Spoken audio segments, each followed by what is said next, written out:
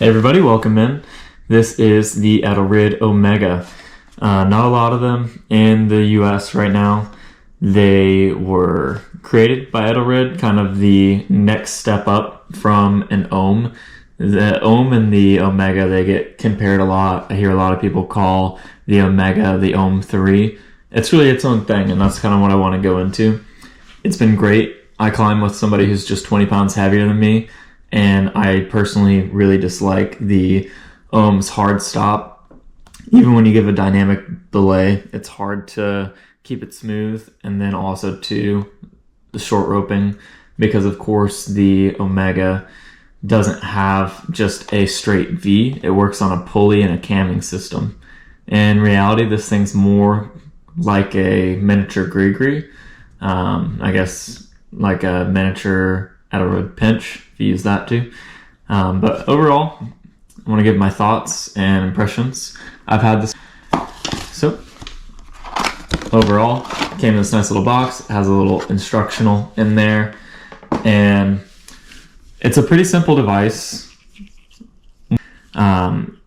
This sling determines the weight difference. So when you have it all the way out in this configuration, it's for a 20-pound difference. If you have it kind of in the middle, where you have sling on both sides, it's for a 40-pound weight difference. You clip through there. And then if you have your sling all the way on this side, it's for a 60-pound weight difference. And then you can see how it changes the camming angle. So you're clipping this to the first bolt whenever you're going up the wall. I use a locking. You don't have to use a locker, but you clip in, and then the climbing rope is going over this side, and then this is what changes the angle. So if you're clipped to the first clip, your device really isn't doing much. If somebody fell on that first bolt, it's essentially like falling onto a quick draw. You're not going to get the weight advantage that you would think. All it is you're just falling on that pulley. It's not really going to make a big difference. But once the climber is clipped into the second clip, that's when the device can come up. And then once it's in this orientation, that's when it can actually begin to cam. So it works on angles. So the steeper the angle, the more you're going to get a pinch out of this. And that's what's going to create the camming, create the slowing down and reducing the felt difference in the weight.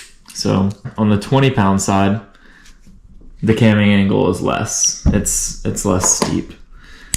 Now, the way you'd set up the device is you have a slick little side button. You can push it in there. You can see the red there. Of course, when there's red, that means that, something's not shut. So click that in, pull that down, and then it reveals your little diagram showing how the rope should go in there.